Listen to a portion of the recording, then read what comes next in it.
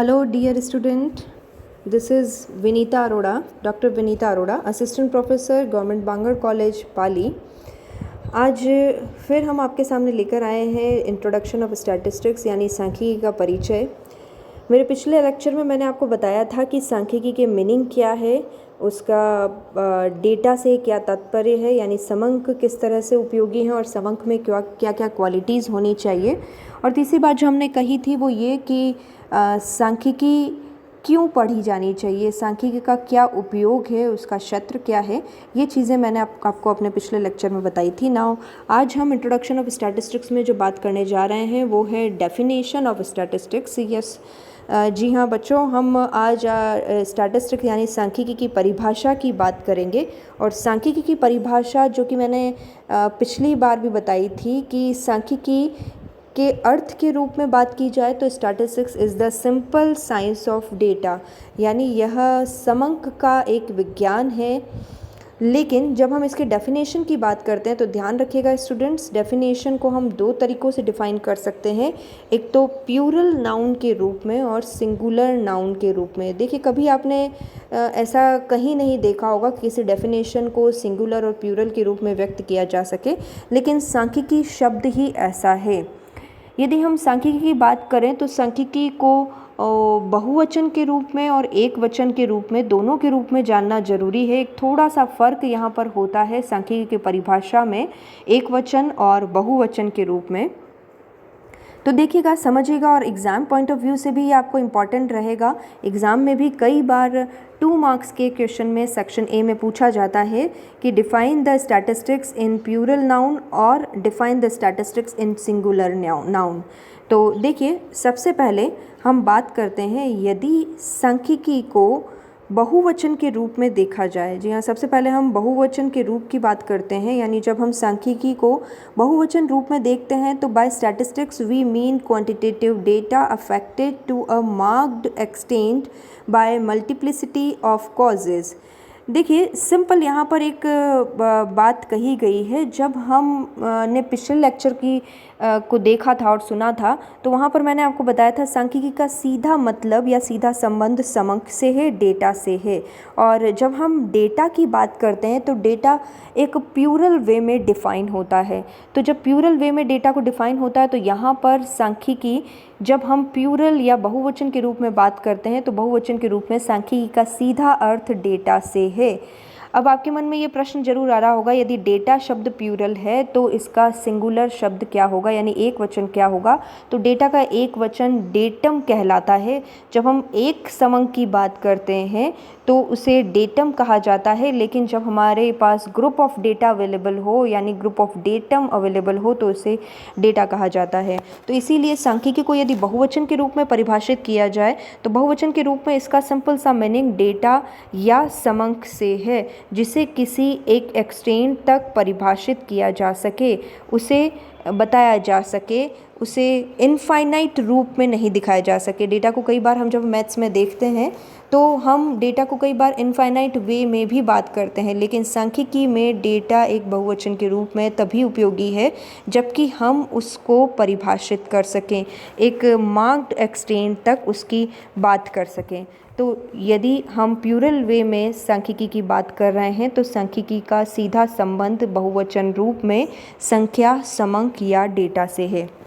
अब बच्चों बात करते हैं सांख्यिकी के सिंगुलर परिभाषा की, यानी एक वचन के रूप में बात करें तो सांख्यिकी का एक वचन के रूप में सांख्यिकी समंकों का संग्रहण है, उसका वर्गीकरण है, उसका टेबुलेशन यानी प्रेजेंटेशन, प्रस्तुतिकरण है, उसे एनालाइज करना यानी किस तरह से उसे विश्लेषित किया जाएगा, और फाइनली किस तरह से उसका निर्वचन, निष्कर्ष निकालना या इंटरप्रिटेशन किया जा सकता है।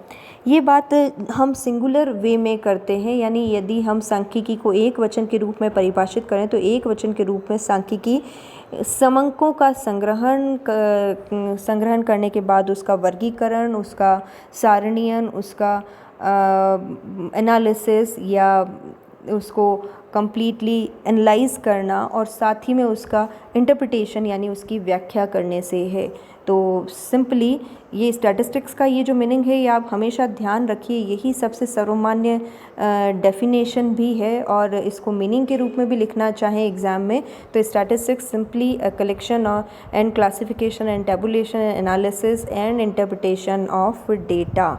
देखिए ये जो पूरा प्रोसेस है, ये जो एक वचन की जो परिभाषा है जिसे हम सांख्यिकी को एक सर्वमान्य रूप में भी शामिल करते हैं, सर्वमान्य रूप में भी इसको हम मानते हैं, तो इसे मैंने एक एग्जाम्पल के रूप में आपके सामने रखा भी है। देखिए ये एग्जाम्पल कुछ इस तरह का है।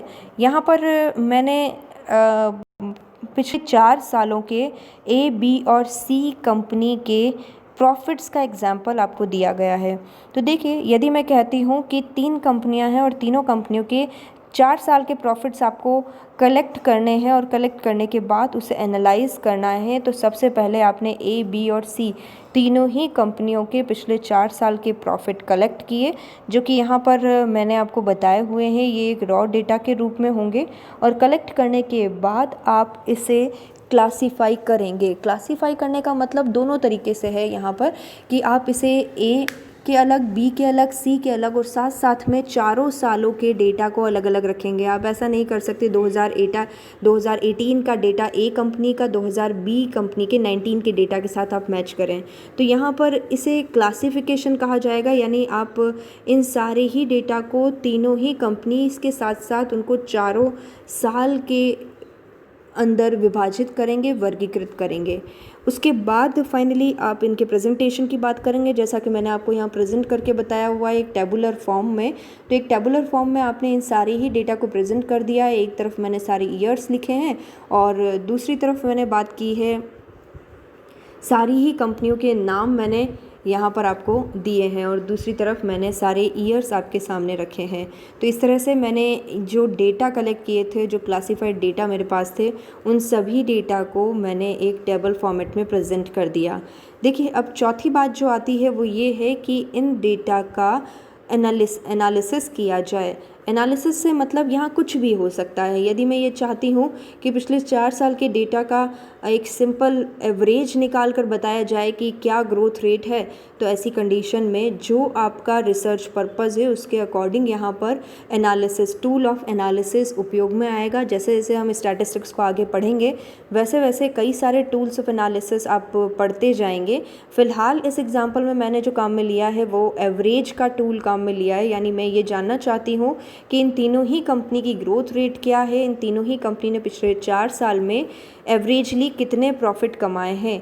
तो ऐसी स्थिति में मैंने इन सभी कंपनियों के प्रॉफिट्स का टोटल कर लिया है, जो सभी का 16 लाख, 16 लाख और 16 लाख आया। और ये आप अच्छे से जानते हैं, यदि आपको एवरेज कैलकुलेट करना है तो एवरेज कैलकुलेट करने के लिए आपका फॉर्मूला होता है total divided by number of items. तो यहाँ नंबर ऑफ़ आइटम्स या नंबर ऑफ़ ईयर्स हैं 4, तो 4 से डिवाइड करने के बाद हमारे पास एवरेज जो आ रहा है वो है 4 लाख, 4 लाख और 4 लाख। तो यहाँ पर ये मैंने टूल ऑफ एनालिसिस एवरेज के रूप में यूज़ करते हुए देखा है कि तीनों ही कंपनी के प्रॉफिट्स एवरेजली 4 लाख, 4 लाख और 4 लाख कमाए जा रहे हैं। स्टूडेंट्स यहाँ आप ज़रूर ध्यान दीजिएगा, तीनों ही कंपनी के जो प्रॉफिट्स हैं वो एक जैसे नहीं हैं, लेकिन उनके एवरेज एक जैसे आए हैं। प्रॉफिट्स एक जैसे नहीं हैं। आप देख रहे हैं ए कंपनी का 2019 का प्रॉफिट 1,20,000, जबकि बी का 6,80,000 और सी का 4 लाख है। तो यानी सभी ईयर्स के सभी कंपनियों के प्रॉफिट अलग अलग होने के बावजूद भी इनका एवरेज सेम आया है। नाउ अब मैं अपने 5th स्टेप की बात करती हूँ और 5th स्टेप ये कहता है कि आप जो डेटा जो आपने कलेक्ट किया है, क्लासिफाइड किया है, जिसे आपने प्रेजेंट किया है, उसे आप एक टूल के द्वारा एनालिसिस करें और एनालिसिस करने के बाद फाइनली उसकी व्याख्या करें। तो व्याख्या की बात जब आती है तो यहाँ पर आप जो भी रिज़ल्ट आपको मिले हैं उसे आप किस तरह से प्रस्तुत करेंगे, उसे आप क्या व्याख्या करेंगे। तो यहाँ पर जो रिज़ल्ट हम देख रहे हैं उस रिज़ल्ट के अनुसार हम कह सकते हैं कि तीनों ही कंपनी के प्रॉफिट्स बराबर हैं, क्योंकि तीनों ही कंपनी का एवरेज बराबर है। तो ये कह सकते हैं कि एवरेजली तीनों ही कंपनियां बराबर स्तर पर काम कर रही है। उन तीनों ही कंपनियों के प्रॉफिट 4 लाख, 4 लाख और 4 लाख हैं। अतः हम कह सकते हैं कि कोई भी कंपनी किसी भी कंपनी से डाउनफॉल में नहीं है और ना ही सुपीरियर है। सभी कंपनियों के प्रॉफिट एक समान है। लेकिन ये फ़र्क हम ज़रूर देख सकते हैं कि बी कंपनी के प्रॉफिट्स धीरे धीरे बढ़ रहे हैं। 2019 में सबसे ज़्यादा प्रॉफिट हैं। सी कंपनी के प्रॉफिट कंसिस्टेंट है चारों ही सालों के लिए, और जबकि ए कंपनी के प्रॉफिट हैं पिछले सालों में कहीं ज़्यादा थे, और करंट ईयर यानी 2019 की बात करें तो 2019 में उनके प्रॉफिट्स काफ़ी कम हो गए हैं। तो यहाँ पर ये इस तरह से, जैसा मैंने आपको बताया है, ये सारा पार्ट इंटरप्रिटेशन का एक व्याख्या का कहलाता है, जिसके द्वारा हम किसी भी डेटा पर जिस पर हमने स्टैटिस्टिक्स एप्लीकेबल की है उसकी पूरी तरह से इंटरप्रिएट कर उसकी व्याख्या कर सकते हैं। So guys, finally thank you so much, thank you once again.